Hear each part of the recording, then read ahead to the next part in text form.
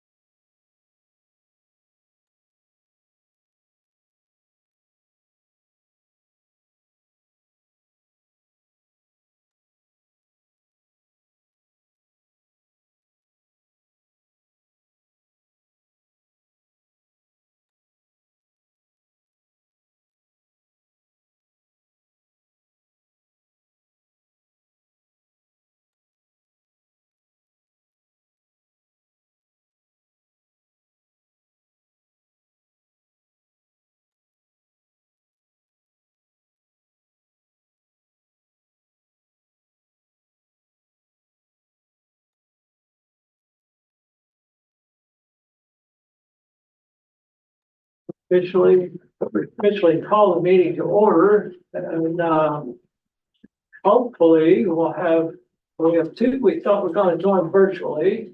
We do have a quorum in the room here. So we can proceed with business. Um,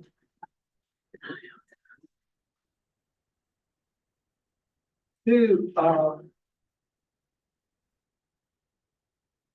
want everybody to take a look to the work session, minutes that you have. We did not have a quorum at the May meeting, our June meeting, sorry.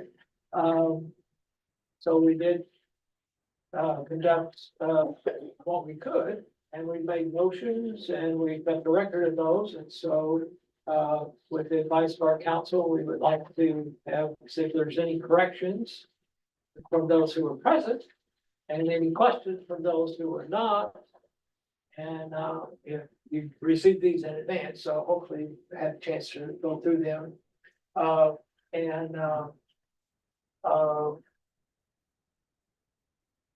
There's any questions or Chair will entertain a motion for adoption of the total or individually at the pleasure of the board.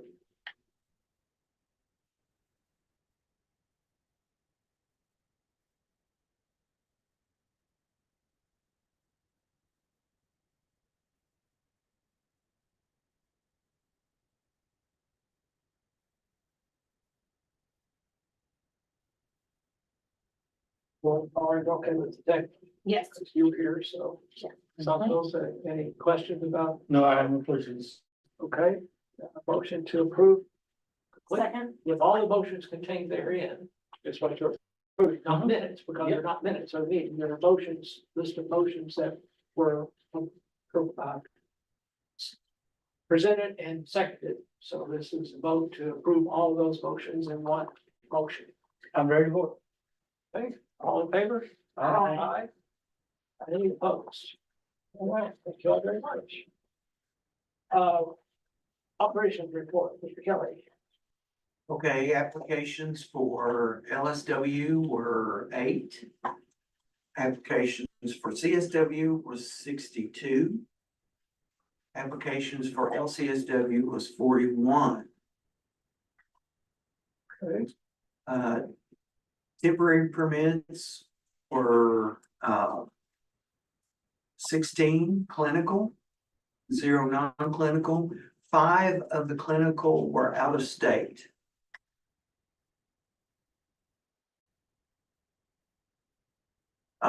Supervision contracts, 67 were approved. 4 were deferred. And CUs, I approved 4 sponsorships this month. And the total number of licensees is 7,698. So we had a lot of applications and a lot of temporary This permits. seems unusual for July. Yeah, Is that, for June? I think it's Yeah. unusual. it's unusual, June usually is high, but not July. right?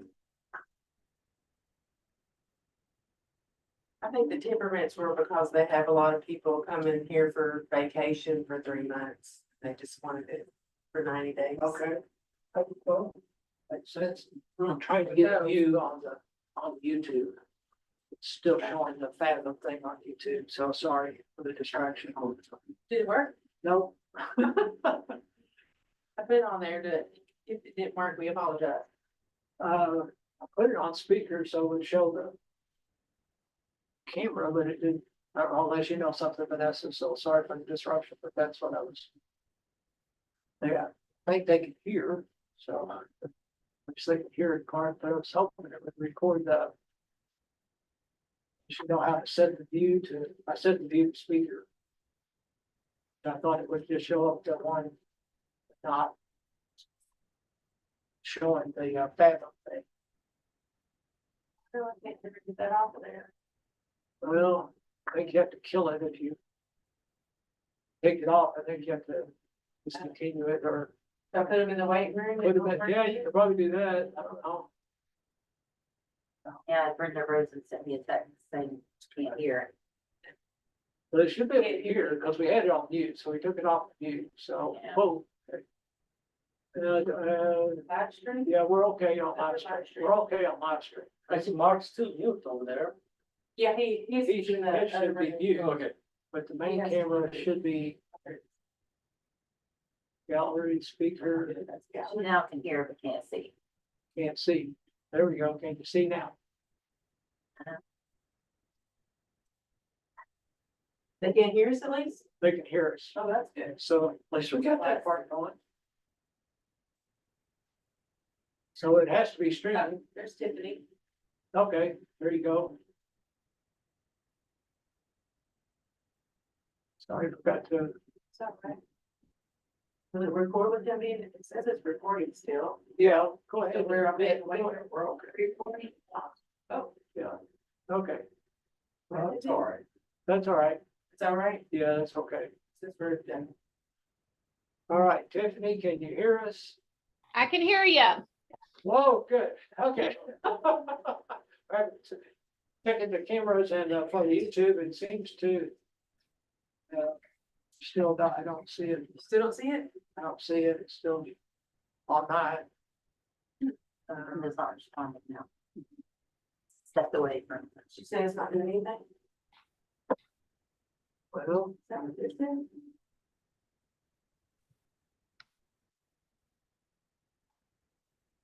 but they can hear, right? Yeah, she said she could hear. Okay. Yeah, I can so hear you. It's working, then, okay. Okay, all right, okay. We forgot to go to look at the waiting room, Tiffany, so. Sorry. Okay. We're on live on YouTube, they can hear us, but they can't see the camera, so that's what we were trying to adjust there, what came on there, it's what discovered. I'm not sure, it's not on, it's not. I don't know. You still don't see it? I don't know if you want to go in their office and see if there's anything there that you can see to click into this camera, you know, to the main camera. Think that's why, because he starts out there and then actually the host. Yeah, which might be the problem. Got to figure out some way of, He might have to just I log think in we here just have to log in, have him log in here as the host. and, yeah. Maybe. Oh, well, We're we'll figure it out, we'll get it figured out, well, at least if they can hear us, we got that part. One half of it, I don't have the video yet. I think we need a motion for the operations. when Yeah, you're we ready, need Chair. operations, any questions for operations for? Okay, Tiffany, any questions? Okay, all right, all in favor? Aye. Aye. Any opposed? All right,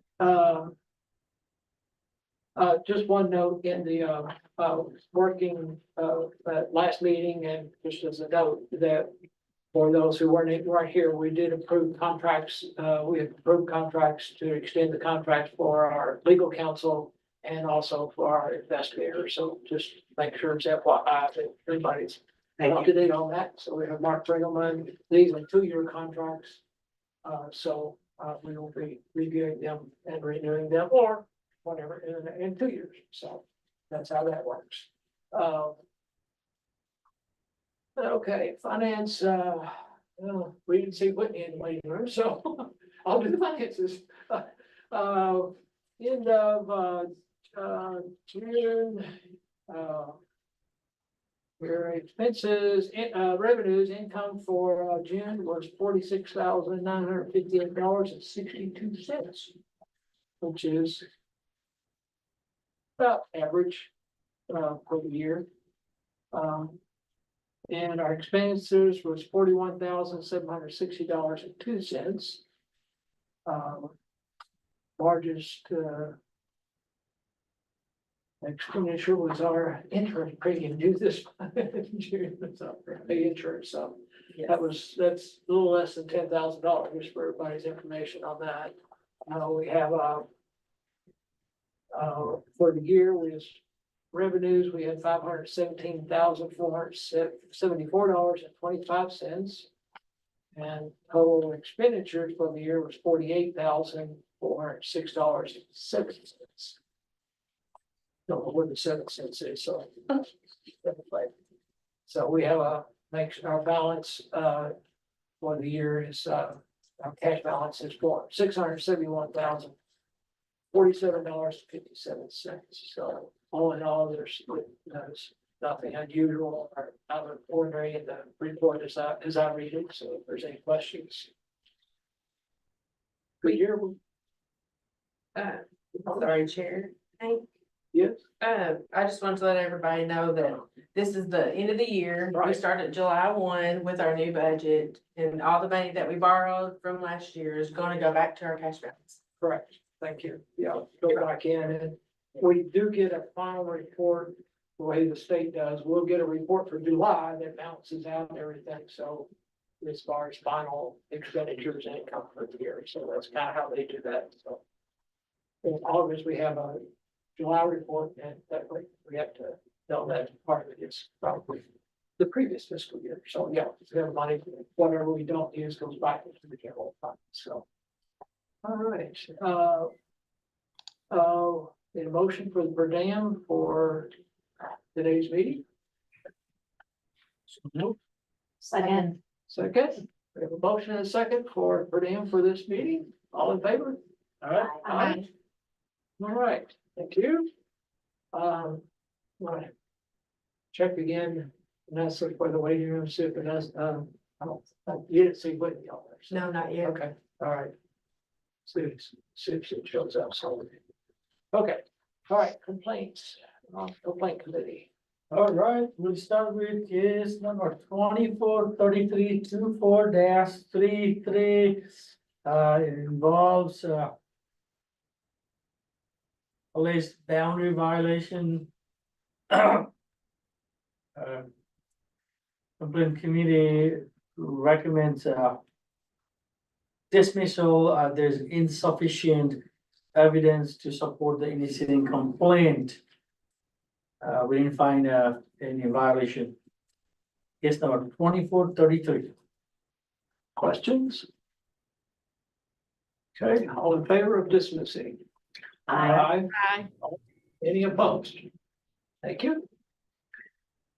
Next one is case number 243824-38. This involves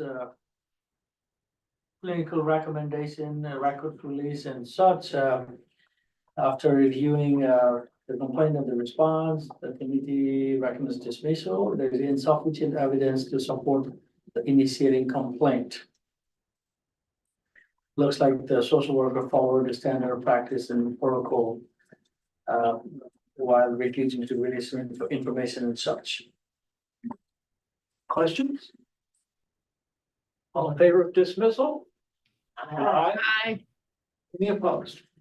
Thank you. All right, case number 244024-40. It involves unlicensed practice for approximately 1 week. It appears that the license had expired without the clinician realizing it. It has been renewed since the license has been renewed. However, the social worker was involved in clinical practice, practice of social work for a week while the license was expired but not renewed. So the committee recommends assurance of voluntary compliance. ABC. Right, ABC, assurance of voluntary compliance, the social worker thought it was at the end of the month, but it was the 21st and didn't check, and so obviously it's a gap there. Practice does seeing patients, so voluntary compliance, it would extend for 3 years. It's to make sure that the renewal in 3 years is done in 3 years. So. Yep. Questions? All in favor of the voluntary compliance? Aye. Aye. Any opposed? Thank you. So next one we have the case number 244224-42. After reviewing the complaint and the response, we established that it is not a social worker and patient issue. It is a familial issue that does not involve the practice of social work. So we recommend dismissal. There's insufficient evidence to support the initiating complaint. So it is a social worker, but the conflict of the complaint involves a family relationship and family issue and not a practice of social work. Questions? What it was. We know some of us to concern the practice of social work, so. All in favor of dismissal? Aye. Aye. Alright, Okay, any opposed? the next one we have is case number 244424-44. It includes treatment recommendation made by a hospital and that also involves a social worker who was involved in discharge planning. The committee recommends dismissal. There's insufficient evidence to support the initial complaint. The social worker seems to have followed the standard practice of a discharge planner in a hospital setting. Said any violations, their person had been involuntarily committed, but all the practices followed, so. Questions? All in favor of dismissal? Aye. Aye. Any opposed? Right. All right, next case, I'm recusing myself from the next case, so there's still a quorum, Tiffany. Yeah, so if you could reflect that on the minutes, Hank Got it noted. recused himself and has left the room. Yes. Paying attention from past. All right, case number, next one is case number 244724-47. The complaint involves possibly practicing outside of scope. After careful review of the complaint, the response, we recommend dismissal. The social worker is licensed and has the ability to practice clinical social work. So there is insufficient evidence to support the initiating complaint. Case number 24-47.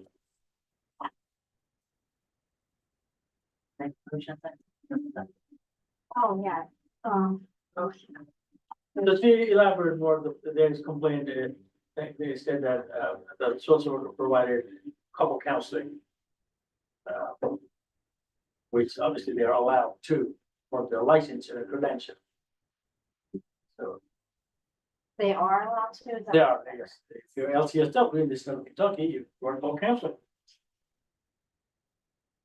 That's what you're, so pretty straightforward dismissal. So motion Maybe someone to, to accept the dismissal. That one? yeah. Yeah, motion to accept the dismissal. Aye. All right, Aye. all right. Bring Mr. Hank back. All right.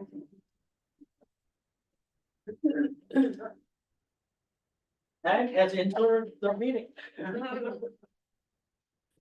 Has returned. Back, I think we're on camera now, I think the YouTube is working, with the sound and picture, so. Fingers crossed. Get that checked out of the room. Just as a reminder, if I have to recuse myself during this meeting, I also recuse myself during the committee meeting as well, so just so that everybody keeps that in mind for. Yeah. Both of us on the committee, we do that, when we're something about the case that might be a conflict of interest or pre-involvement or something, so. That's how that works, and do you want to give your standard case numbers?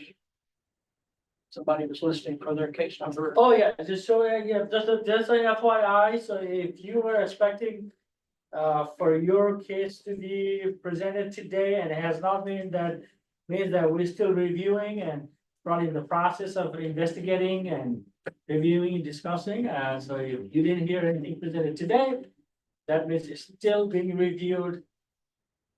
And it's, it will be presented in the future. One of the things, thank you, one of the things that the committee wants to remind all, especially respondents, lack of timely response to a complaint is violation in itself. And, you know, you can ask for an extension or, you know, if there's circumstances, but no communication can result in a Notice of administrative notice hearing. of administrative hearing. FYI for anybody. So that if you, the lack of response and getting information is what sometimes delays us being able to adjudicate the cases as we want to get them done as quickly as possible for the sake of everybody concerned. So please don't get yourself in line of getting an order of administrative hearing when you could simply make a phone call or email and help us and get the next process. Kelly is always responsive to those, so please contact him. Applications committee. Okay, so we have two applications today. Applicant one, graduated in May from U of L. When we reviewed her document, there was, some question regarding, end date. I think the end date and begin date were like, put in the wrong order, I guess, on the letter, and so we would like that to be sent. So we actually assisted, the licensee to call the probation office, this morning, and she's going to, get that information to us. I feel she's okay to test once, that has been received by this office. Applicant two, all right, we'll do that. Is everybody okay with that? They don't have the exact information, but the person says it to the office, says that's done, then that person can test. And we were able to vote based on We want to pay the like condition. approve the condition, that's a condition. Questions, Tiffany? No. All in favor of applicant one testing? Aye. Aye.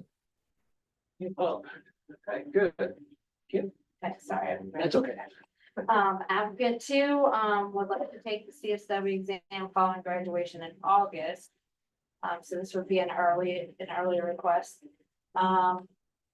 It's looked like there was a felony conviction in 2011. And then discharge from parole came in 2014, so has not held a previous license. This would be her first, time. So we said okay to test. Questions? Okay, all in favor of testing? Aye. Any opposed? Thank you. Just two? Yeah, just two. Oh, okay, all right. Mr. Chair, before we go on to old business, I wanted to make sure the complaint committee covered two additional cases. Case number 2023-07 and 2023-71. The committee was recommending the board vote to issue an order of the board to respond to the complaint or respond to a subpoena. Up there, and then I get into two cases. Thank you. So the committee recommends an order of the board in case 2023-07 and 2023-71. So we want that because they did not respond. So as Hank mentioned earlier, not responding to the board is those other two situations that's wrong. So we can vote together. Both Yes. together. Questions? Okay. So these are because they didn't They did respond not to the board's letter stating that their case to respond to. For a very significant amount of time. He is, we've given them, they've got more than one letter, so. Right, here we go. Oh, 2023. 23. Okay. yeah. One goes back all the way to March of 2023. So, This century. yeah, this century, but a few years back, so that's why they were gonna be following up on these more actively or aggressively, shall we say, because we don't want these cases continuing to linger out there. To make sure that we done that, and our own mechanism, when they don't respond to phone calls and letters and emails, is to go to the administrative order. Yeah. We don't like to do that, but, That respond. yeah. So, No signal sending. yeah, so all in favor? Aye. Any opposed? Tiffany? Aye. Sorry, waiting for the delay there. It's a little bit of a lag. But you used to, I think there's a little bit of a lag on YouTube too, just so people understand. sometimes technology is pretty dang good, but it's not exactly always, as they say, real time. It's always a few seconds, sometimes late. It's amazing that it works as fast as it does. Anyway, thank you all. Thank you, Mr. Burgoyne. Old business, ASWB, leadership meeting is in, Pueblo. San Pablo, In New Mexico. So we'll be winging our way to New Mexico. How about, Whitney will be going as well as part of the Real Committee, and so there'll be three of us there. I'll be going as part of the, DEIJ committee. So this is the annual leadership committee. All the committees come together and the board to strategize. Oh, there she is. Hi, Whitney. Sorry. just somebody else Sorry, popped up on sorry my for being screen. late. Yeah, okay, thank you for joining. You're gonna be at Sao Pablo, right? For the leadership committee meeting? Yes, Okay. our committee's already met once and we'll be there. Yes. All right, good. Could somebody send me like the links? Cause I haven't received anything Really? about the leadership. Does it, you all get? I don't know I don't think, I didn't see anything on the agenda. Come to think, I was just assuming that you would go, but I come to think of it, I didn't see anything on there for EDs. Right. did you go to the leadership meeting last year, Mark? I don't remember. That was the one that was in Scottsdale. Yeah, I went to that. That's what I thought. Well, they may have not sent you the link or something because they sent something to us as the committee that went to all people in the committees and it said you had to register by a certain time. I mean, they can still Yeah. figure it out, but it came from Jeannie Middlemas. Gentlemen, yeah. Yeah, I haven't We had to- received oh, yeah. anything. Wow, we had to register by July 2nd. Sorry. They'll figure it out. And just, I probably would call them today and be like, hey, they may have forgotten to. Okay. Oh, sorry, I just. You didn't get it, you didn't, no. Yeah, I didn't get it. Yeah. Okay, all right, well, all right. Okay. I got the one for For November. the November, well, I haven't got that, I haven't got the preliminary on it, I didn't get the registration yet. Or the delegate assembly in November, I've got a preliminary on that one, but I didn't get a registration link yet. Okay, wow, okay, let's check on that. Okay. New board member training, did you get anything on that, Tiffany? That you should have gotten a new board member training. Oh, Yeah, she did. She told me, she gave me the site. Yes, yes, Okay, she did. Okay, all right, good deal, good deal. You think you'll be able to have time to get off? I don't know if you can or not. I will It's see. That's all you can do. All you can do. Good training. Put on here, data request, we need to, talk with, during the, education meeting was, ASWB staff about, it's been a couple of years since the, big data release in 22. As far as the number of people who don't pass the test, they have that on the website. They have the first time takers and then the eventual takers. I would like to kind of have the data for Kentucky, that you can get the data for Kentucky from those reports. But I would like to know more specifics. In other words, and I don't know if they can give it to us or not, but I'd like to make a data request that they give us. The last 5 years, because 2018 is when the exam changed, and so it'll be 18 to 23. Specific data for Kentucky, how many tested, how many passed the first time, how many times did it take a person to pass? And what's our rate right now? Just to kind of keep a handle on that, so we don't have to wait 10 years, but then release the data again to see if there's any issues within our people who are testing and whatever. I don't particularly want for them to go, okay, they went to UK or they went to U of L. I don't need the school data. I was just thinking of overall test data, just kind of to see what kind of issues we with people having to retake the test.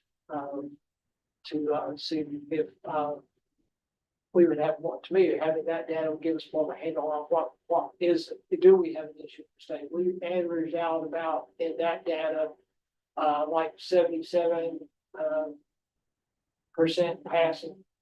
On the first time, the Mitchell passing was 92% overall, basically.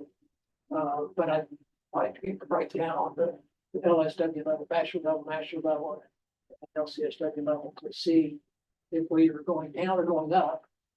See what I mean? So in other words, so that we don't lose sight of that. And what y'all thought about that, but if they could give us the data, because that way we as a state know more about what's happening with our testers, people taking the test. What's one, is it 230 or 260 to take the test every time?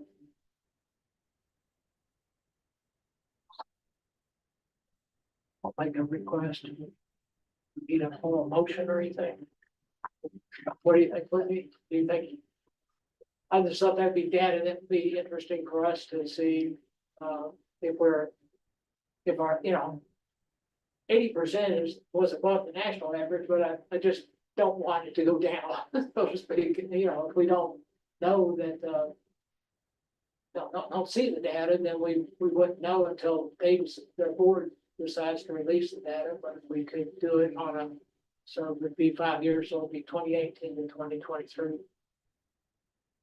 Are you asking for a motion for us to agree to release Well- or to ask for ASWB to give us? We need a motion to ask ASWB formally for that data. Or just, we could do it informally, yeah. I can so move that we request the data from ASWB. Second. All in favor? Aye. Thank you. Anything else on ASWB that you can think of, anybody? Could also be interesting, given that a lot of supervision happens online now and classes happen online now. Yeah, I wonder if that, that could be another. that's the thing. I think there's other data points that we need to start looking at, like the ASWB needs to start looking at.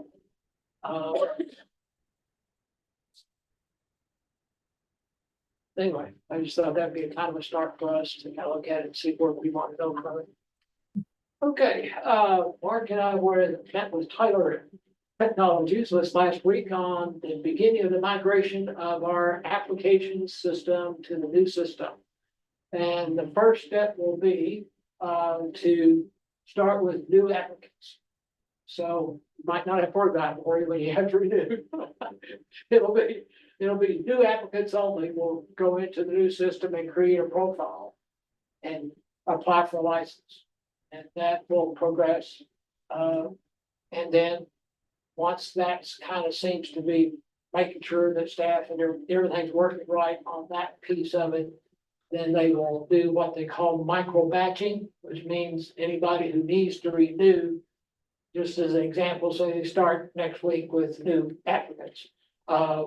And say all the people who are gonna renew it and that everything's going okay. And they decide September, everybody who renews in September will have to use the new system. And that would be a micro batch. And then those people would be notified to, when they go to renew, then they would have to create their profile and everything. So it would phase in. As we discussed data and Whitney knows this too, is there's always what you call cleaning the data because it's never always good. It's just the way it is. We have and we'll have a legacy system where we have people who have deceased or expired licenses. We were not going to migrate those until, obviously somebody's deceased, not going to reapply, but somebody's expired might reapply. Then we would pull some of the data for if we can. Probably we'll just be starting with a new profile. The biggest thing we have to get messaged out to everybody is the fact that please only create one profile. Don't use 3 different emails or 6 different emails and whatever. Set up the way you want to do it. If you go back to your log in and change your email if you want to do it. Don't create a new one every time. But so that's going to be probably looks like our biggest thing to make sure that when we search people, they haven't created 5 or 6 different profiles, create one. So the message to everybody is, will be, they give us a date to start, but I'm guessing probably next month. Yeah. I forgot to ask that, starting next month. We've got a few things we had to tweak to create forms. We've got a data request for how many social workers per county for Medicaid. We don't keep that data, so we adding that to the new system, so when you create your profile, you have to put your. I guess it'll be practice county. Or resident county. That's a good question. Right now, Just started that. Yeah, I think it's resident, Okay. county of origin. Probably more, yeah, where it resident. They want to know where you practiced. So anyway, so Should be multiple counties. that'd be good for us to know too. I mean, I did that one report a couple of years ago about where the distribution was in the state, but it was only based upon estimates of what county it was in. It was with the address, so this will be more specific for us, so. Social workers today have multiple counties that they practice I in. know, so it would have So to be it county, would be- resident. We'll have to make sure we specify that it's resident county, Residents. so they don't get confused, because I mean, that's what it is. If you're practicing in different counties, you would know which one Right. they want, so we'll probably have to make sure that the group knows to put resident county. County of residents or whatever, so anyway, so, Living practice in different state, well, Yeah. that's, their own job. yeah, I know, right? So. Which brings us to the social work compact. I pulled the map off of the, it should be in your handouts, and pulled the map, there are now 22 states. So, that's really good for the, I mean, I'll just take it off, it's, did you get notice about something on the 17th, except there, that's gonna be the meeting? Yes. Okay, well, they didn't say that to me, so if you could. September 17th, looks like it's gonna be the first meeting of the states, the commission, so it looks like. So, just to give you a perspective, SAPAC, which is a psychology, compact, is now up to 42 states. Of course, that's the one that started first. The counseling compact is not too far behind. I think it was 38. Of course, they haven't quite got their projection is that to start issuing licenses by the end of this year or first of 25. So again, it's about 18, there's been about 2 years. Well, 2 years, or about 18 months or so, so not too bad. So anyway, that's the compact, so we have that going. So, all right. Any questions about the compact? Because that's one of the things put in your little survey for the code that we're getting to next is that there was 79% support for the compact among our licensees. So that's good to know. If you look at the map, Indiana and Illinois have our neighboring or contiguous states, and West Virginia still have it. And they don't have any compulsory breaks, law, so. What's the time frame on the compact fully being? 18 months, 2 years. So. In other words, it'll be a year from now at least before we have any idea of whether we might start issuing licenses for multi-state licenses. Okay. All right. Hank, To now, just a quick question. I know that they said the original first 7 would have a seat at the table as far as the commission. Is that still the case? And if so, when will we know that we get a seat at the table in September? it was a little bit of a misnomer about the 7 at the table. Miscommunication was that there are 7 of the 22 states have to be elected to the commission. Not necessarily the order in which people passed the test, That's a bummer. passed the legislation. So the first 7 get listed as charter members. That's about the only kudos. I don't think we get any money or anything, but we're in the first 7. We were number 5, so. But yeah, there's an executive committee that will operate, and there's 11 members of the executive committee, but 7 are from the states or voting members. The other 4 are from the CSWE and professional associations who are non-voting, but they're all the executive committee. So that's where the 7 came from, and we, now somewhere along the line got mixed that the first 7 would be the, if there were only 7, then they would obviously be full executive, but since they're 22, there'll be an election, so. That is, and of the 22, things go, if all 22 send delegates to the first meeting, because in the first meeting in September is when they elect the executive. All right, so. All right. All right, Whitney, I'll let you give us a little more of your first initial report. I did get a copy for the board, so just, just highlights that you wanted to let us know, or keep one. Looked good, though. Sure, so I wanted to give you all a little bit more. It's not really the official write-up copy, but it's something to be able to look at for now, with a little more information than I had preliminarily given you. And I did kind of summarize at the beginning of it some of the high points, like the largest group of people were LCSWs, and the most common job reported was working for an agency at the master's level doing clinical work. Mental health was the most frequently reported practice area. And then I've talked a little bit about common ethical dilemmas and that sort of thing. I thought it was interesting. One of the things that I thought was interesting to just show us that we have some growing room. We have 83%, almost 84%, who said they got their social work education in Kentucky. So, largely educated in our state Commonwealth. That did not exactly align with the percentage of people who know that there's a difference between our code of conduct and the NASW code of ethics. People indicated it was much higher, people saying that they were familiar with the code of NASW code of ethics than they were the code of conduct. So I think there's just still some room to improve, to make sure that people practicing within the state are aware of that. And I understand, being in education myself, I know that anymore, a lot of our education programs are serving people in other states, and they may not be real interested in learning about our code of conduct if they're not going to be practicing in Kentucky. But that said, it just seems like there's a little bit of growing room there.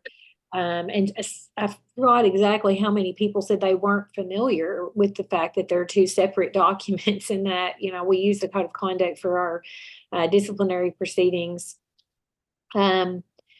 Also, there was something else. Another thing I thought was interesting is people who wonder their opinion about whether we need to change our code of conduct. About 71%. That's not the right number. Hold on just a minute.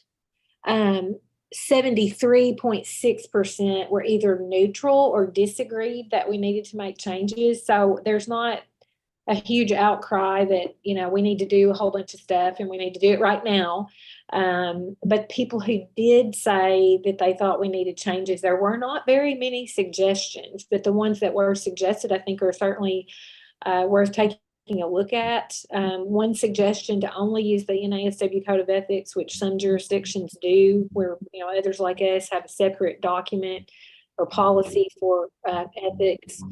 2 different respondents, it was kind of similar answers, basically said that they have concerns that stringent code of ethics can undermine supporting some underserved populations.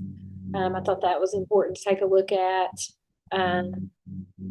One of the things you've already mentioned, somebody said they thought that we needed to have information online, which is kind of what we're talking about. I think with our new website, we're moving in that direction to have information about licensees more available, more accessible online. So that's good.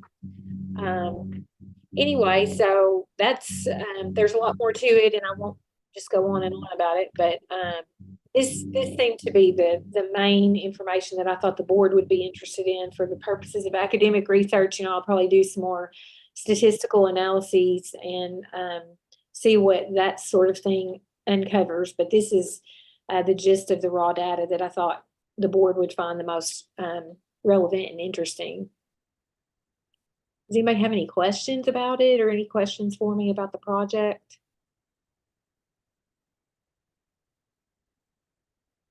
Okay, thank you all. Thank you, Whitney, for all the work on that, because you can pull an initial report, look good. The thing about the difference between NASW code and social work code, and I'm glad there's not a groundswell for changes, because that means the code, the reg is not due till 26, so it's not like we're way ahead of it. That there's nothing that we have to address immediately. That's really good news, actually. I thought it was interesting. Some people said they could read it easily. That was in there, which is, well, that's good, but at least, I just thought maybe, for, Mark, when the approving ethics, people doing ethics, is to maybe stress to people who are teaching our ethics course to maybe point out clearly during their training that there are differences, and that, when it comes to adjudication or it comes to agreements, it's our code, not the NASW code. It's two different, maybe, I don't know. It's just something along that line, so, good, anyway, so. That's good, it's good information, it's, I was surprised that what's the statistic that surprised me was the number of people educated in Kentucky. I was glad to see that, but it was higher than I expected. I thought maybe there had been more movement than apparently there has been. I'm glad social workers educated in Kentucky State, Kentucky, in other words, I'm really glad of that. Because of all the online stuff, I was kind of hoping maybe we might have a difference there, so that's good to know. Okay. All right, moving on to supervision rate. Just one note, please, this rate is getting longer, and so ways to kind of keep it briefer is, I went back through from our discussion at the work session last time and added some things and tried to tweak some things that we had talked about. So again, do keep in mind that, it's like the length of time, the length of the document is there. One verbiage kind of thing is on page 1. There's been 2 terms used in the document, one called electronic supervision in the definitions, and then in the later text, it talks about virtual supervision.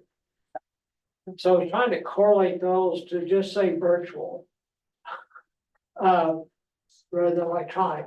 And the biggest reason is the way it's been described. In both instances, it seems to always indicate video as the preferred piece. So electronic can include like emails or text. So that's why I went with the virtual word versus, which is, and I put the word synchrony.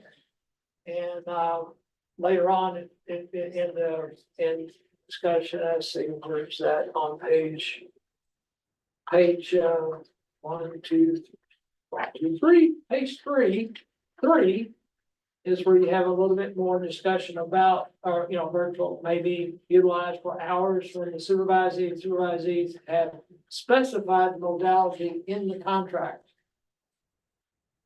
In other words, a lot of people are using it, but we've never asked them to specify that in the contract, and that it abide with, HIPAA compliant and the code of ethics.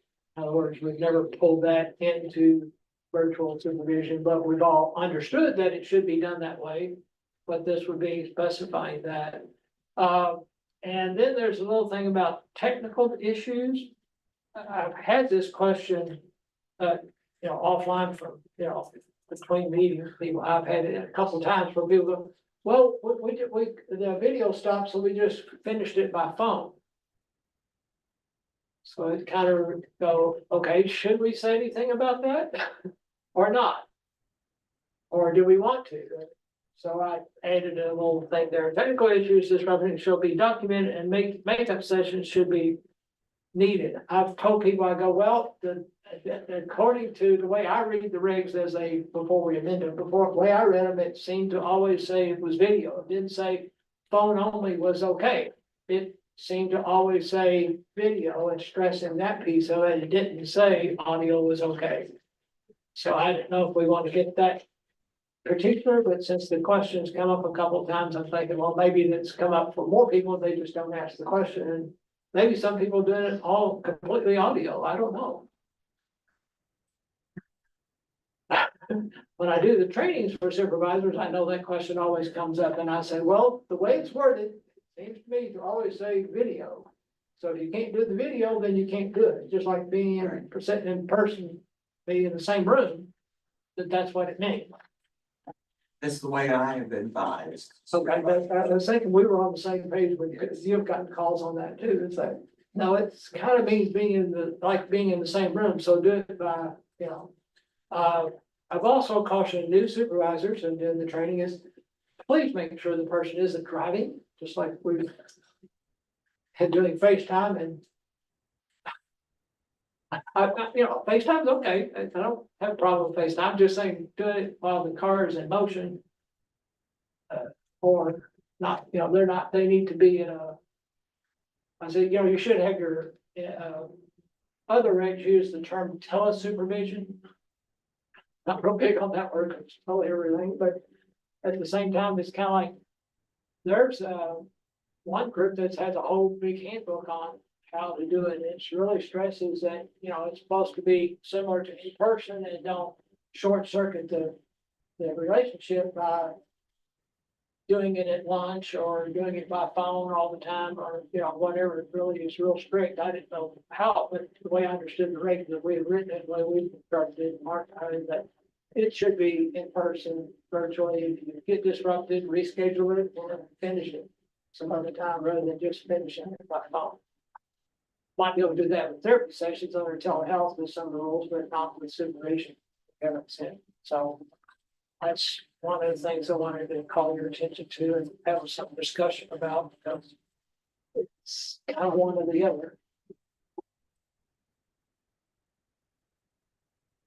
I think that was the original intent of the regulation is that it would be when they changed it to allow synchronous video, that was, I recall conversations from several years ago with other board member, you know, same board, but different composition. And they were specific about, they did not mean for it to be audio only.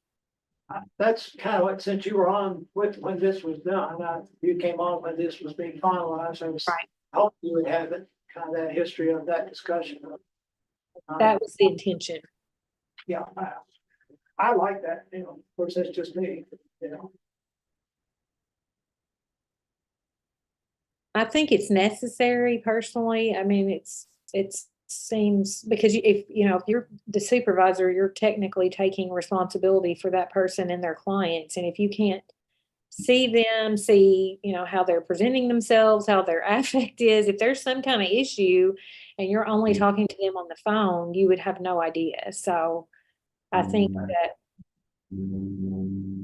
Yeah, I tend to go that way because I like to keep in mind that a lot of communication is not just the words, it's the nonverbals that you can observe. I like to at least see the person, you know, doing supervision because I am responsible for all their clients and, you know, if they have so I'd like to keep it that way. So, again, when they're doing the final drafting, Mark Breelman is trying to make sure the words are right. These are just draft words, so keep that in mind for that discussion. We had talked about, kind of dropping we went from the 60% rule, we kind of dropped that and more of the direct hours. And we had used 3,000. Is that still okay? Where's that at? Let's see if I can. Page 2. Yeah, page. Right here. Yeah, page 2, section 7. I like that. I think the questions we're gonna get are, do we have to keep track of every single hour we see a client? And what if they don't show up? And what if they reschedule? And, I mean, I think the intent means 2 years of full-time employment. And so 4,000 hours doesn't mean that you see 4,000 clients or 4,000 hours of client work. It means, during that time, you're doing direct practice work and you're gonna have some time for work, note taking or consultation or other things that people do. I think where it gets weird is when people have jobs that are part administrative and part clinical, and it may just mean we have to clarify if people call in or email with questions. But I think that saying 4,000 hours, that's essentially 2 years of full-time employment. Well, yeah, hang on a second. On page 2, where it says 4,000 hours, if you look on page, this is front back, so 1, 2, 3, 4, page 4, section 7. The 4,000 hours has to do with the supervisor themselves. So they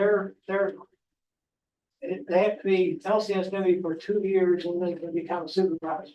This would be adding 2 years plus 4,000 hours. For the CSW, it would be 2 years and 3,000 hours. I don't know about the 4,000 hours. That was just a thought that occurred to me that you put more on the supervisor finishing hours versus. I'm not sure we want somebody who is, this is where I was coming from on 4,000 hours. I'm not so sure I want a LCSW who has been 50% administrator for 2 years, all of a sudden now doing clinical supervision. See what I mean? That's where I came up with, wait a minute, we looked at hours over here, why don't we look at hours for the supervisor? And I put it higher just because of the emphasis on doing direct work before you become a supervisor. I don't know. So, we've not done that before. That's new. But the 3,000 hours is on page 4, section 7 there.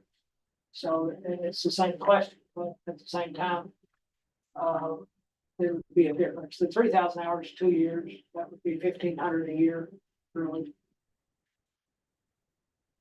I don't know if you want to do 4,000 hours, but that was my thinking. It occurred to me when I was 3,000, I go, whoa, do we want a supervisor? Because a lot of times people become supervisors by doing the classes, and I have people who ask about their experience and stuff. Sometimes they haven't had a whole lot of clinical experience after they got their LCSW because some are moved into administrative roles.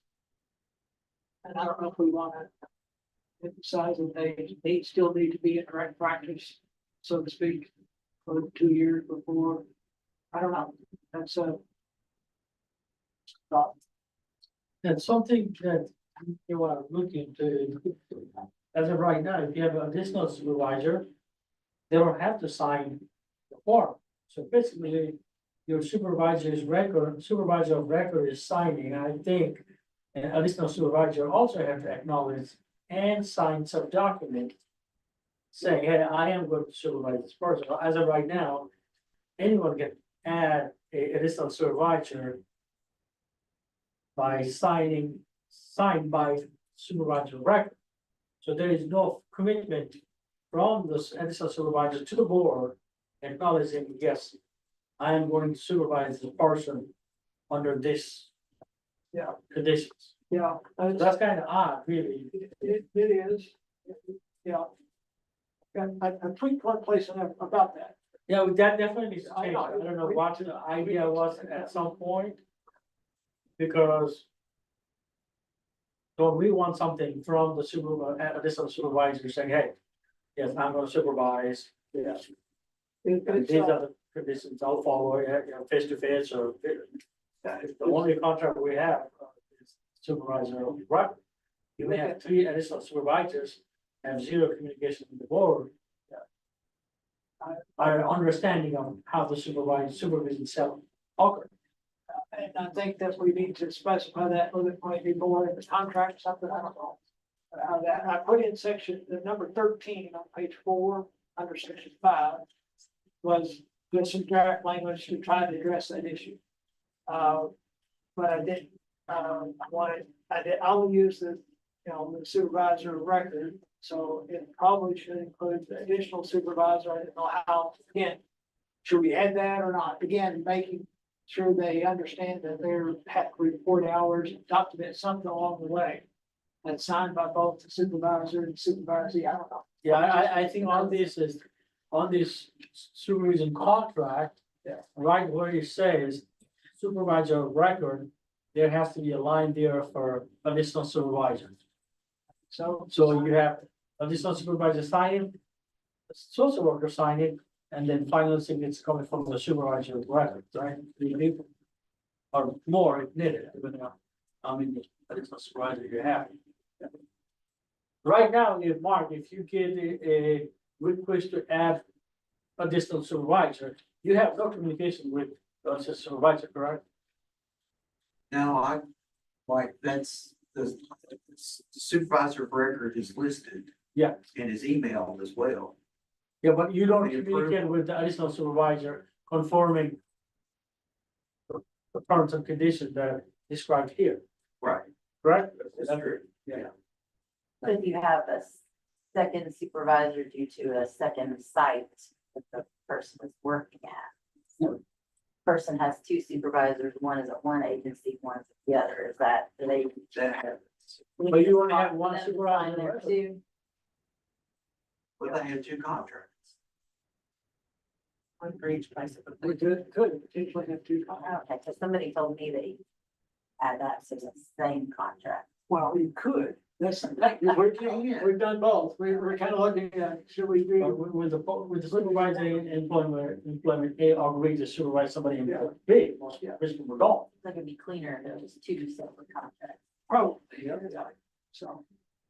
I don't It know. would seem Anyway. like there need to be 2 separate contracts, and also both of them have to sign off at the end of how many hours they provided, because if the Right. supervisor of record didn't do all of the hours, they can't say that all the hours have been met. I would think the other person would have to attest to, okay, I did 10 hours of supervision and the other person did, 140 or whatever.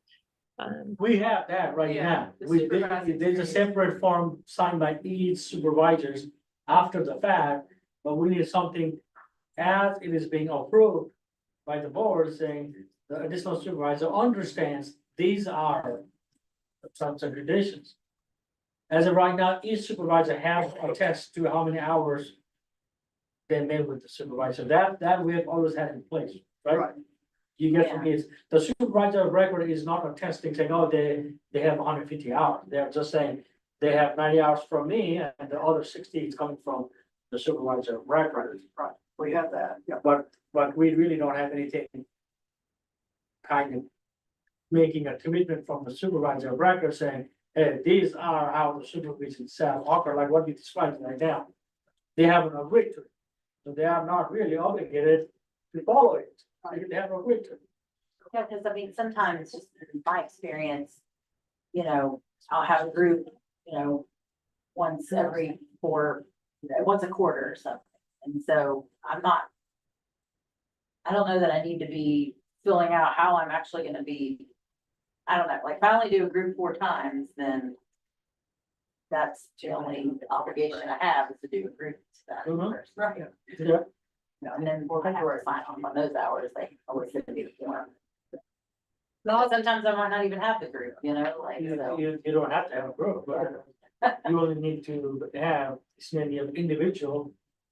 You can have all individual supervision. Yeah. So you may or may not choose to do group as long as you've done the minimum required. Says 100 hours of face-to-face individual, right? 50 hours can come from the group, as long as 2 hours every month. It's coming from individual. Well, sometimes people put someone as an additional supervisor as a backup in case, Right. oh, I can't meet, Can't meet. I'm on vacation for a month.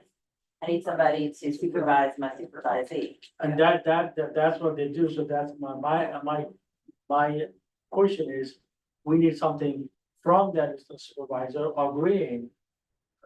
Okay, this is what I'm gonna follow. If not, they have no obligation to follow any of this because they have not agreed. Well, I mean, the additional supervisor form addresses that.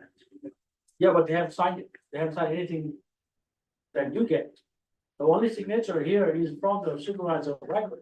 The additional supervisor doesn't sign anything. So that additional, someone they don't sign. They don't, there's no place for them to sign it. We So the understood. supervisor has no contract with the board? Let's say I'm working, let's say I'm working at the VA, I'm getting supervision from Mark. And if I wanna add Mark B to be my additional supervisor, I'm filling out this form, which is signed by Mark K one day. Mark B doesn't sign it. Even though Mark B is now a additional supervisor for the purpose of the board. And the two may not know about each other Absolutely may not. unless the supervisee tells them. The Mark K is signing saying, yes, Mark, I approve Mark B for the additional supervisor. So Oh. Mark K is signing, or Mark B is not signing anything saying, yes, I agree. And to me, with this person or You I, want each supervisor to sign. yes, and that way, so we have like saying, yes, Mark B saying, yes, I agree to be the additional supervisor. And Mark K is saying, yeah, I approve this person to be my additional supervisor. Agree. as supervisor of record. But the supervisor of record has to sign Yes, additional supervisor. yes, that's the one, but And so does the additional supervisor. No, they're signing. no, there's no place here. Well, oh, it's on the form. It's a different, It's a different form. the request for additional supervision. We probably need to. It's right here, I'm looking at. the No, form. Samsung. Oh, no, it's- Samsung, it's- we probably need to look at both- We probably need to look at both forms to see if they coordinate correctly. We probably address this. And have Mark. Bring a look and make sure that what we're doing is consistent with that. So they're obligated to the contract itself. I don't think I'll copy of it if there's. No, it's not. Not copy of it. No. Do they always get that here? Yeah, no, it's not in there. It's a separate, that's, yeah. I'll incorporate it up. But we do need to look at that and make sure that it is. That, yeah. But because that's a good point to make sure that everybody knows and. What's in the contract is applicable to all the additional supervisors, or there's a separate something, whatever. Because the question is, when you have additional supervisors, one of the things like Lori said about having an additional supervisor to fill in on the supervisor record when they go on vacation or sick or whatever is a really good piece in that. But we need to know, making sure that that person is understanding that what the contract is, what it applies to. Okay. On to other issues for y'all to think about. We did, our work group last week, the last month, we did decide on one thing, Whitney and Tiffany, y'all need to know.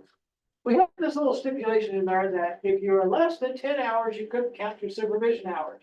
And we would like to drop that. So that wherever they're employed, the hours will count for supervision.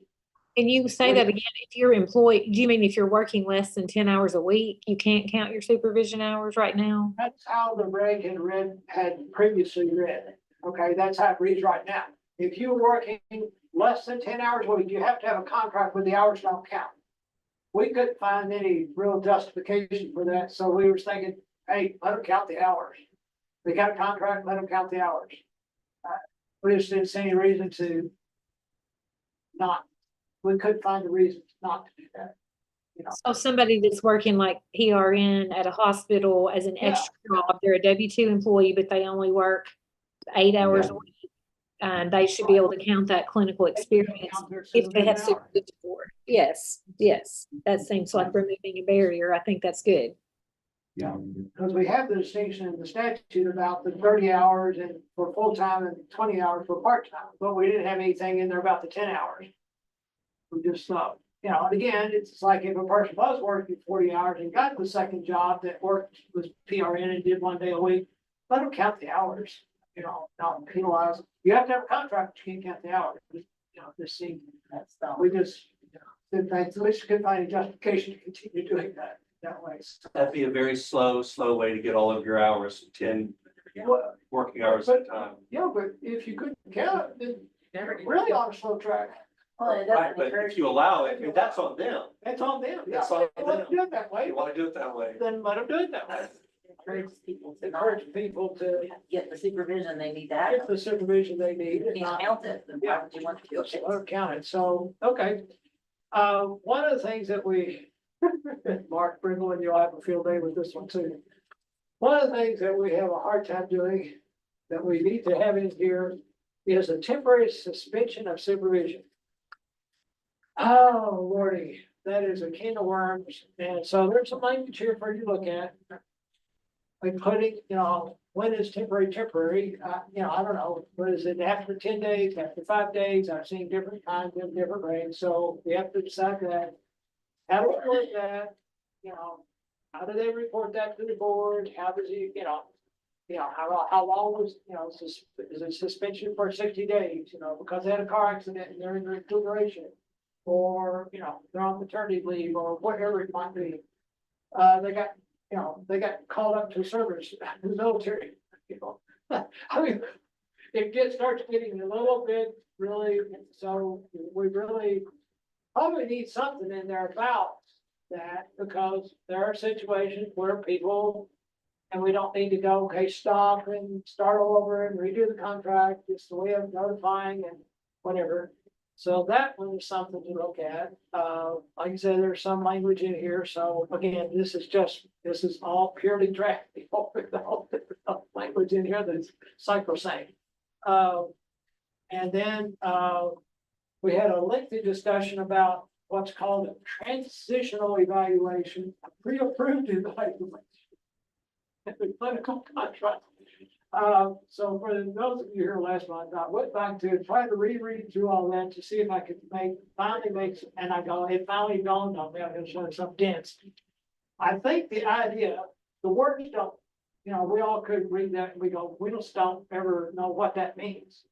They don't make sense. I think the intent was that you have a transitional contract when somebody already has hours in another state, under another jurisdiction, moving to Kentucky. I think that's what. Which would make more sense.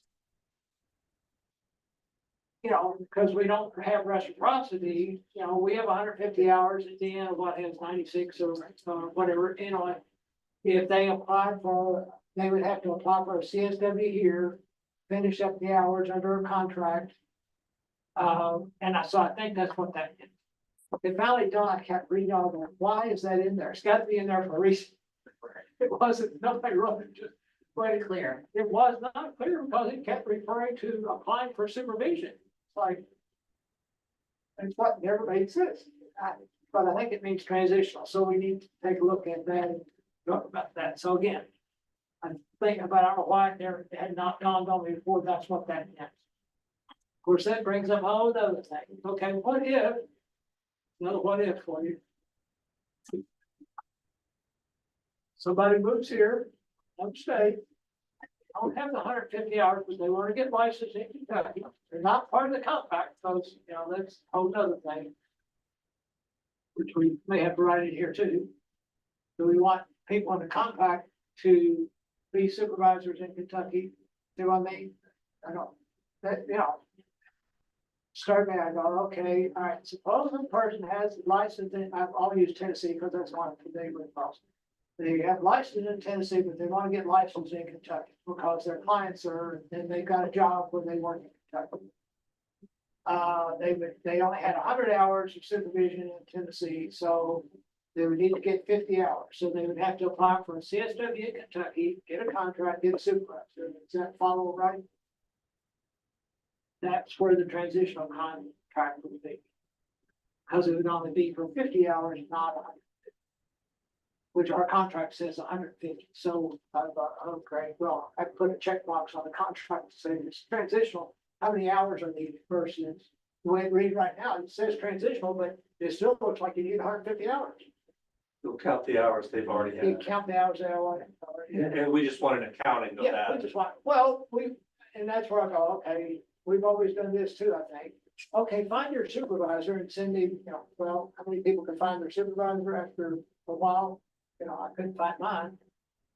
So do we accept, since they're on license, we assume they applied, did there, we would just, if you're licensed in that jurisdiction, then whatever hours were required to get that license, we would just accept them because that's what you had to do to get that license, so we don't need to go any further, is that enough? Yeah, but anyway, but when the light went off, oh, that's probably what this thing means, and when I read it from that point of view, I go, that's what it means. But I had never got that, before. I read that, I never checked that box because I don't know what that means. Until we go check the box, we don't know what it means. So anyway, that's what that means, so we'll have to hash through that issue and get a little bit more. I don't want to belabor this discussion because this is, again, we're not under, I've got to get this done too quickly, but we need to look at all these different issues and see whatever. The issue about the compact is, think about that, do we, if they're, and then the whole other one is, or two other issues. Sorry, I just started thinking about it. Okay. They are in Kentucky. They moved here from Tennessee, but all their clients are still in Tennessee. They're licensed in Tennessee, so they can still see all their clients in Tennessee, correct? Can they count those as hours where there's 50 that they need in Kentucky?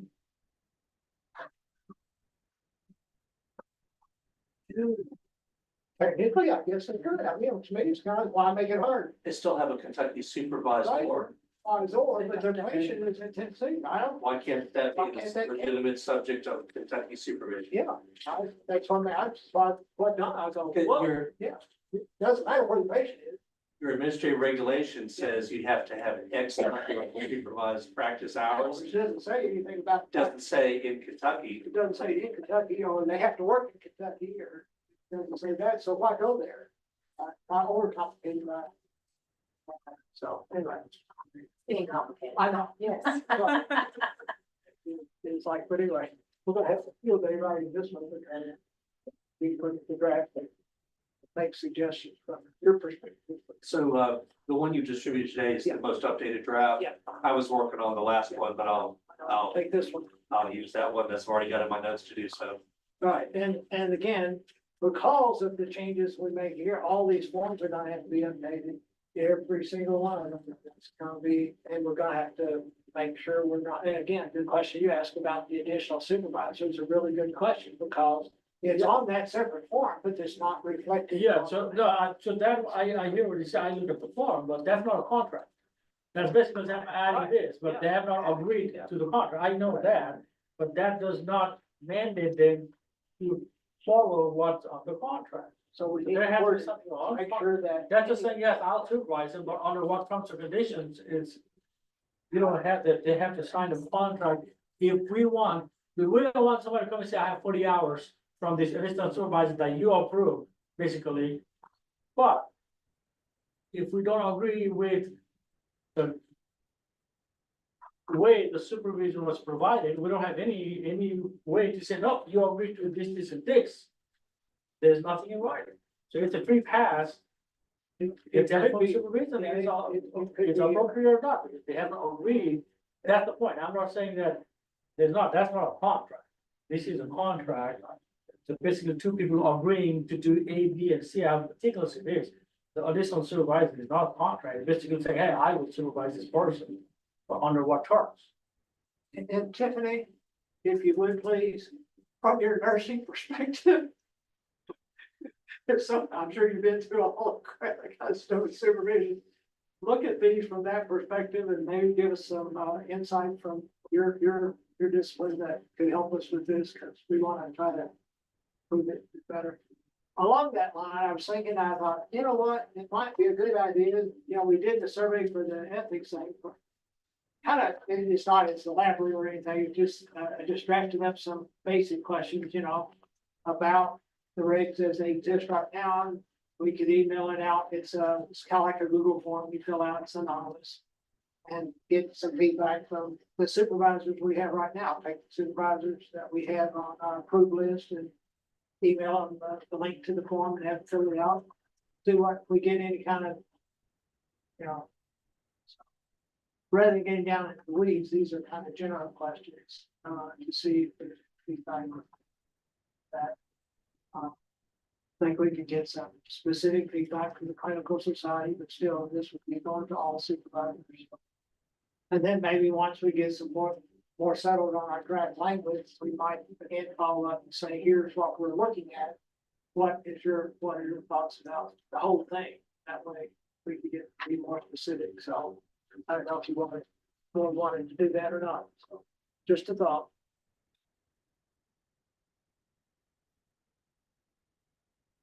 Mark and I thought it was a good idea. Oh, well, wait a minute. Let's get some feedback from our supervisors, you know. So all of the questions you have in this document are based solely on the administrative regulations, As they are now. things you could change. Yeah. I wasn't sure how much of that was in statute, like whether the 150 was in statute. There's 150 just in the. General Assembly has delegated to you the authority to come up with the right number. Yeah. And then they approved the reg that had the right number. Yeah, which we were at 200, we went down to 250. That's another thing that's changed in 2018 when Yeah. the data was released. Yep. The hours. Yeah, so anyway, yeah, it's just like you said, just some of the basic stuff in here, and then at the end, the only data part would be how long you've been a supervisor. You know, just to get kind of a sense from our pool of approved supervisors, now we can do the data thing, but I just, you know, it'd be quick and easy to get that piece out. And this would go out by email, you said? Yeah, we would go with that email, there'd be a link, to, you know, in the email, like, click on it, move to this document. I've always liked the number 100.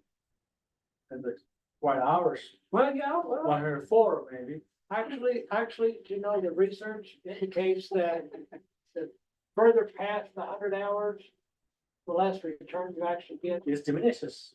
diminishes. In 2 years, once an hour. Obviously, most supervisors, So Have I mean, other some of the contacts, research, I'm sure there's a most active, you might know some more. And puts less burden on the supervisor who have to pay to receive these hours. Yeah, I know, I think that's a whole nother issue. Pick a number, it's like deciding what the speed limit is. I mean, Yeah. it could be 35 or 25 on this street. It's an hour a week, so we said 2 years, they have to be on supervision, 104 hours. Yeah, I So think it's more of an ideal number, would probably be like 125. Well, my experience has been that it sounds like 50 is so far off that I'm not even gonna worry about. I'm just gonna come to these sessions and we'll talk about cases, but I'm not gonna worry about the test until we get to like 75. And then I'm gonna start thinking and worrying about Oh, they can that. say, don't worry about the test until you're at least in the second year. I think, good lord, there's plenty of time to prepare for the test after that. Anyway, do the survey or not? Yes, no Yeah. motion, So, do, yeah. Why not? motion. So move. All right, second, all in favor? Aye. Aye. Aye, thank you, Whitney, aye, any opposed? Okay, all right, okay, on to more legal stuff. Trying to, this is on the, what's called the cleanup of the, changes that were made in public health. Thank you, sir. personal commitments. Yeah, yeah. All right, thanks, sir.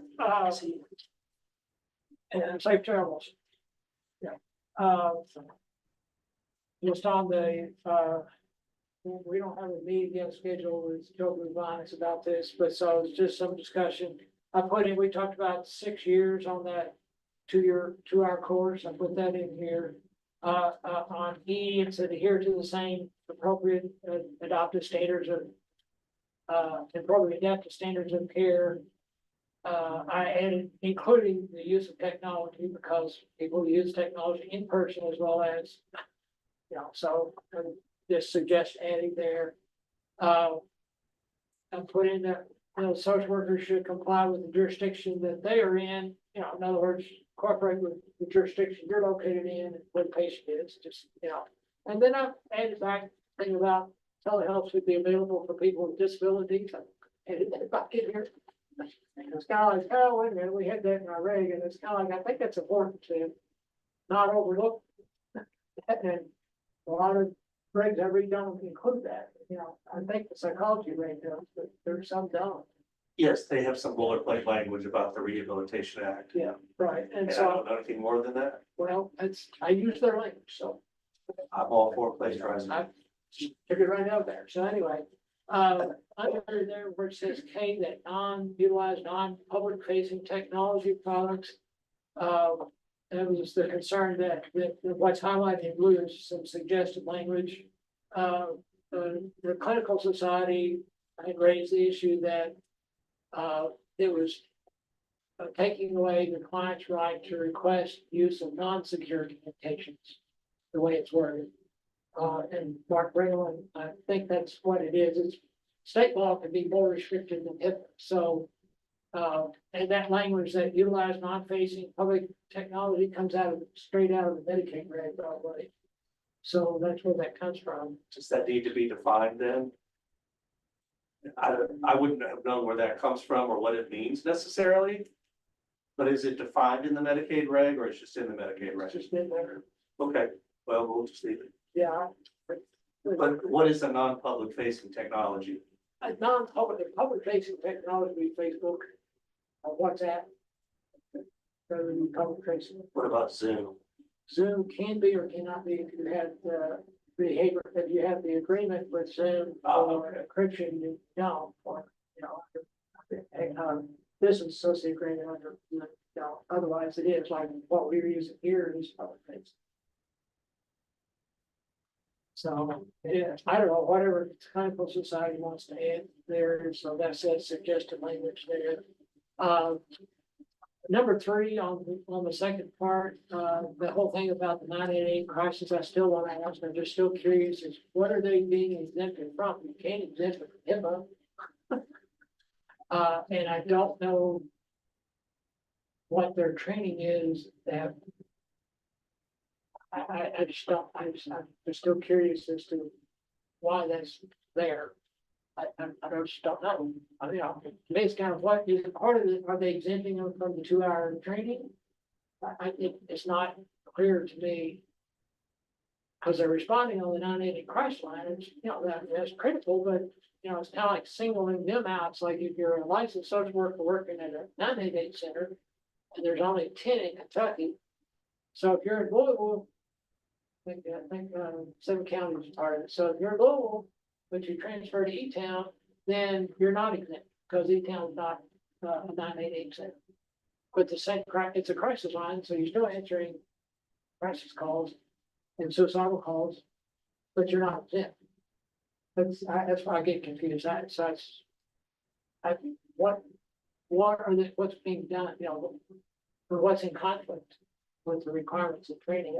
I just don't know. So every time I read that, about it makes less sense. Anyway, the last part there in yellow is what we had proposed in the original amendments. So. I think ours is colored, so we're. You want, well, I'm sorry, you didn't have the color in comments. The bottom Part, through the 5 and 6, yeah, we had already proposed those, so. On the next page, everything's the same except, was gonna look at tackling the definition of social work in Kentucky, the practice of social work. Read the crossed out parts. The other part, that's the language that was written. Somebody guess what year that was written. 1981. Back in the 1900s. Well, not quite that far ago, but it was, it has not Before been. I was born. Yeah, it was before you were born, yes, it was before you were born. Oh, I was born in the 1900s, No. 1970s. Oh, Tiffany? We lost Tiffany too, didn't we? Okay, we still have a quorum?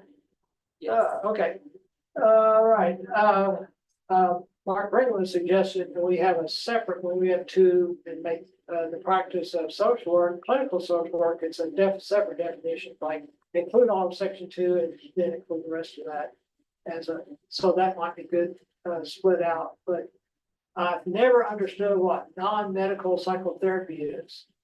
I've never understood that. And if you read it, it's almost like why can't an LSW do this? I mean, it's just, it really isn't clear. And it was written in the original act passed in 1974. Has never been changed. Non-medical psychotherapy sounds like a contradiction in terms. Correct. That phrase has always got me out. Every time I read it, I'm going, I'm sure somebody knew what that meant when they wrote it, I guess. But I have never found that term, that expression in the literature or anything, so I guess that's not giving people medication for their I think maybe, but psychological condition. that was my guess. Back when psychiatrists used to actually do counseling, maybe that's what it means, because anymore, all they do is med management most of the time. Right, so anyway, I used the Practice Act, the ASW Practice Act to get some of the terminology, so as again, Mark says, we plagiarized it. So it's not like, you know, It sure doesn't look like you're expanding your scope of practice, No. and that's what other professions are gonna want to know. yeah, that was what I was looking at, is making sure that it was still within our scope overall, not like we were trying to reach out, grab something that what we didn't before, so I don't think there's anything on that line, so. I'm just thinking that would, if we wanted to propose this as another amendment to the, I would make with children's lives, we can. What? Oh, yeah, yep. Yeah, and the last one, or the other three there is just that, you know, about the testing, you know. The last one, the only change in that one is I had, this is, some language that Mr. Ringler's, co-opted for us, and I just added therapy animals. Because animals was already in there. But animals was already in there. I was thinking of therapy animals, but I didn't have the word in there, so I put therapy. I animals. like it. Because we have people that equine therapy, you know, Where is that at? it's on the last page, very last page. Aaron 2, Number 2, line 4. 4. Do the members of the board understand what this section does in the law and allows you to do what you don't directly have the power to do now?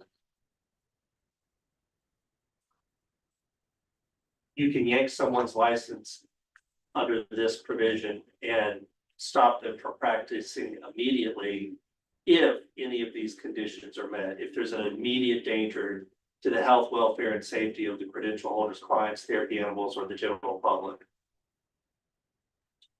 And then you fight about it later because you're entitled to a quickie hearing, administrative hearing, and that's governed by KRS 13B 125, which it references in here.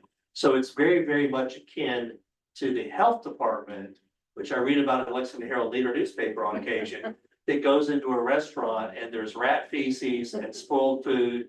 And they say, okay, the place is shut down. Whenever all the customers leave, the door is locked and a notice is put on the door. And then we fight about it later. If that was appropriate or not, we fight about it later. If you fix the problems and we come in and those are corrected, you'll be allowed to open again. But it's to address an immediate danger to the public. And we've had, certainly in other professions, you know, the nurse who showed up intoxicated for their shift at the hospital. Is Tiffany on here? No. You know, but that stuff really happens. So you would have this tool in your toolbox that you don't have now. And it's worded that there's due process. It's not taking away due process rights or. It's not something I think we would have to have, but it's just those extreme cases where protection of public. Most health boards have this power. I could cite a bunch of them, and we could talk at great length about how you investigate, implement, file such a notice, have a hearing. That's a whole topic for another day. If you had to do it. Regulation created based on this.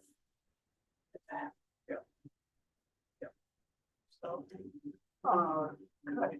We're gonna run a little long here, folks, so I'll try to, the student intern committee is meeting tomorrow afternoon. Just for information, so we'll be going over some, hopefully have a report for the August meeting. Any other old business? John? Okay. New business, the only item I have for new business is, just FYI, basically, there's an artificial intelligence task force in Kentucky. They're having their first meeting tomorrow morning. I don't. For what time they do, they have, some people from, into someplace. They have two people from Microsoft come speak. And then, Doug Robinson is the National Association of State Chief Information Officers. Will speak tomorrow, so. Which is the first meeting, they're mandated in the task force to meet 3 times. They've already scheduled the second meeting for August. So I guess they're gonna be September again, after the 3 meetings. And if they are not recommending, legislative changes, I did communicate, through the LRC staff that if they would like to, I'd be very happy to speak to them, about artificial intelligence and so forth.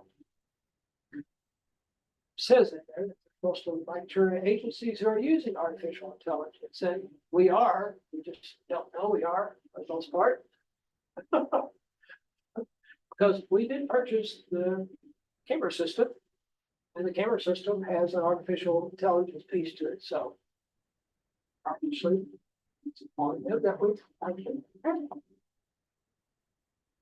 It's already using. A lot more benign than what they're looking at, so anyway, that's the task force. All right. Announcements? No announcements. When do you get announcements? Let us know when you get moved.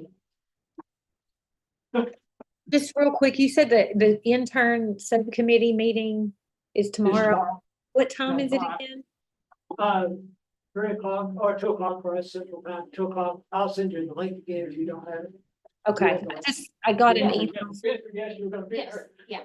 Well, KASWE is meeting today, and so I was invited to that meeting because I'm the incoming program director for the BSW program. They're meeting right now, which I may meet. Oh. But that's the group we're gonna be meeting. Some of those people I think are gonna be involved. KASWE has some representatives, right? At Right, this, yeah, right.